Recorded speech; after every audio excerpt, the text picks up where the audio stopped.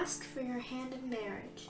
A Percabeth Royal Alternate Universe Fanfiction, Part 9. Because Percy knew Annabeth oh so well, he knew exactly where she was most likely to be at, and when he opened the door leading to the office, he saw that he was right. Even just seeing her curly blonde hair pulled up in the familiar ponytail brought sudden butterflies in his stomach. For the first time, his heart started to begin to beat faster, or perhaps it always had done that, but he had just never noticed it. That was a viable reason. Percy knew he was as dense as a brick, mainly because Annabeth told him herself. "Hey," he said brightly. As if she had been shocked, Annabeth's head whipped towards him. "I blame you," she sighed, muttering to herself, and sifted through a huge stack of papers. Percy's eyebrows crinkled in, and he walked towards her. "For what?" he asked. Annabeth's hand shot out and smacked his side. "You should be with Princess Thalia right now. But you are here. However, that is not even going to be on my mind because I have so many other things and so much work to do, so I will worry about this later," Annabeth said in almost a frenzy. She tossed a few folders behind her back. They landed messily on the floor. It was all very un-Annabeth-like. Percy frowned and spun the chair around, making her look at him rather than the work. "Hey, what's got you all so stressed?" Percy said. He had decided that maybe telling her that he was madly in love with her and had been for years was kind of a bad idea right now. She was panicked enough right now, and enough so that she'd knee him with no remorse or wave him away or act as if he was being delusional about it. Annabeth looked at him and sighed, reaching for her journal and a pen. "Scheduling.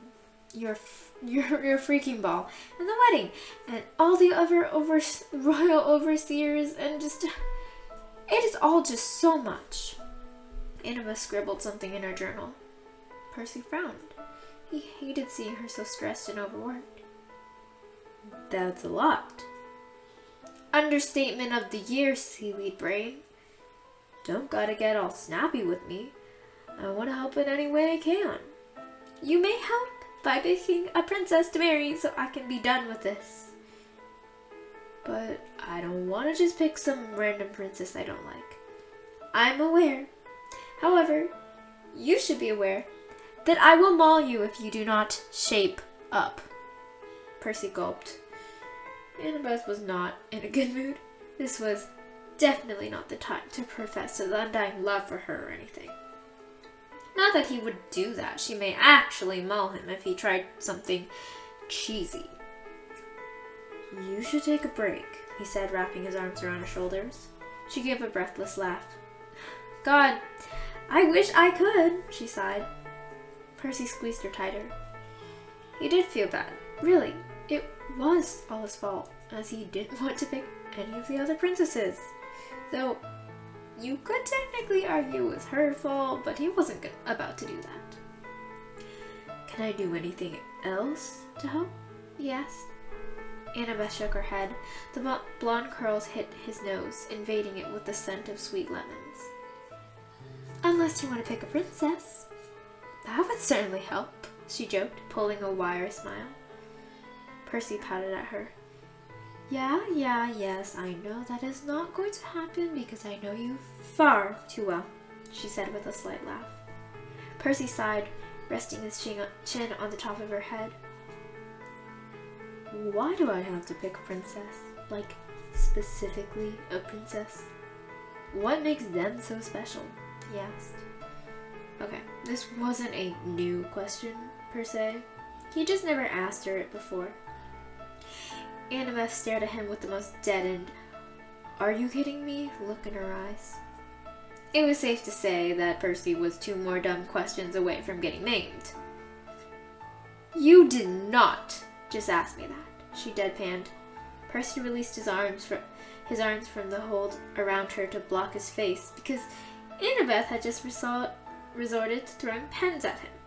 there was the slightest hint of a smile on her face. Or at least that's what he saw through his fingers, because he didn't want to be stabbed in the eye with a pen. But, I mean, pens can't even do that much harm, right? A princess is high stature. She's almost dependably from a well-imaged family. Alliances can be made when you marry. Your heirs will have full royal blood. You know it's really not that hard to wrap your head around it, Annabeth said, dropping her attacks on him.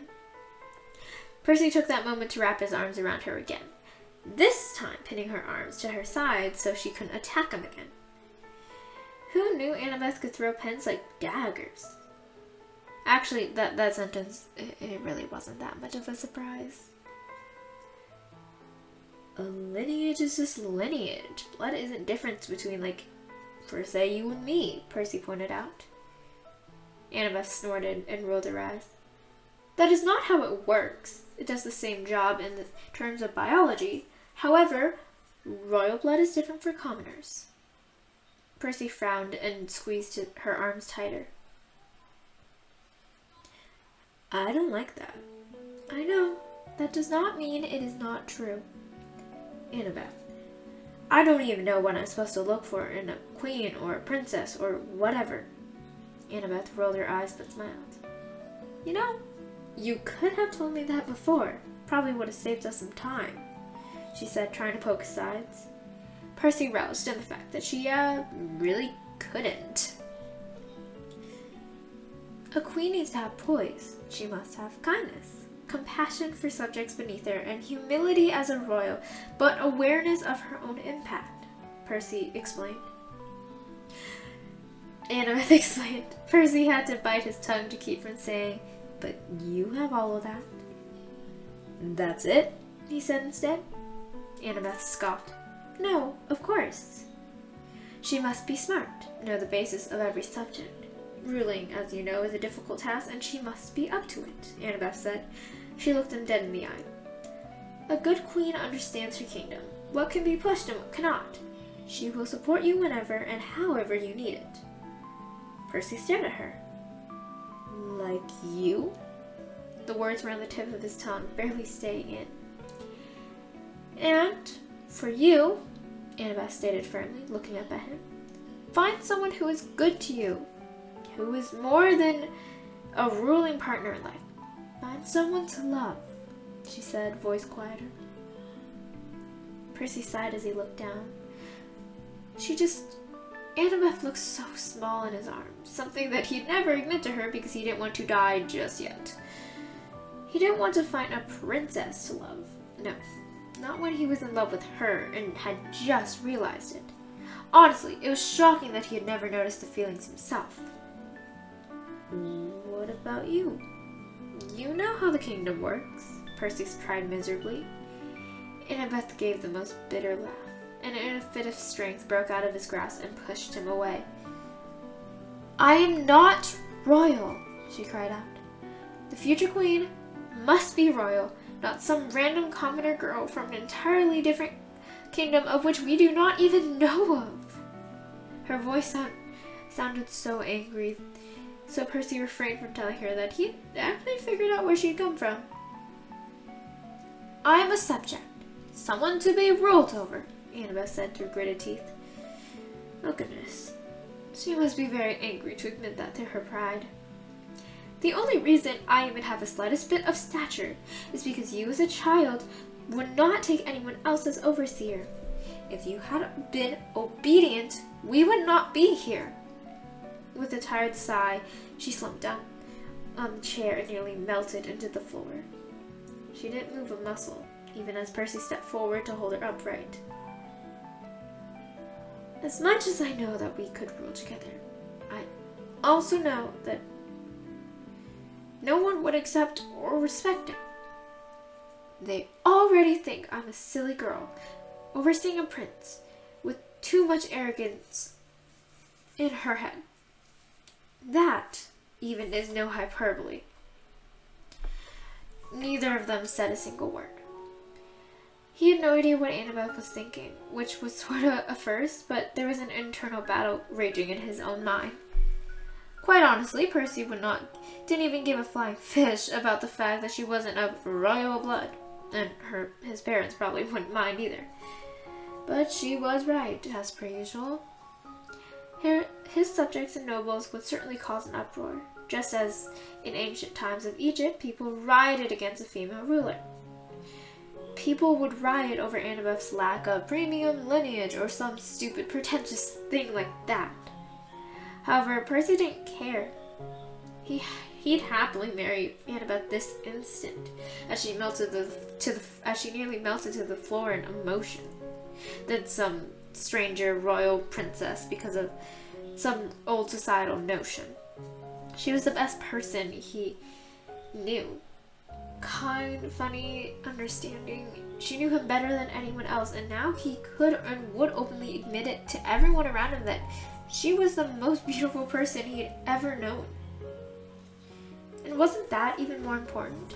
They always talked about how he and his future queen would need to learn how to rule with each other and cover each other's biases and make all sorts of important decisions together.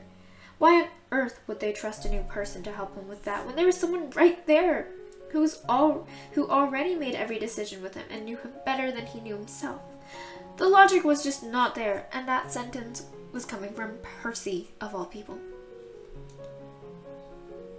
It's not like you're some random stranger, he said quickly.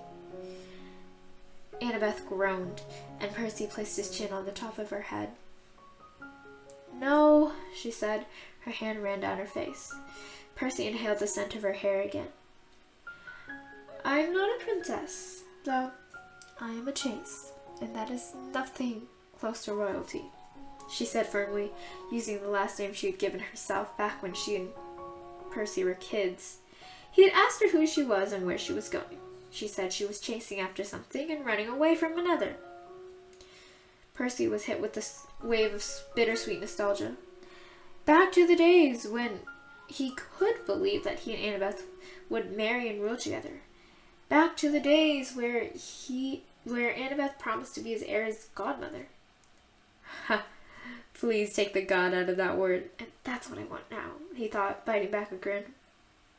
His mind went to those golden days of being best friends and kids and only worrying about the next time he'd get away with pushing her into the water. Things were very different now, and they would continue to change. Miss Annabeth, Prince Percy, your meeting with the caterers is in 10 minutes. Percy opened his eyes to see a young staff member who had suddenly approached him in the door in the room.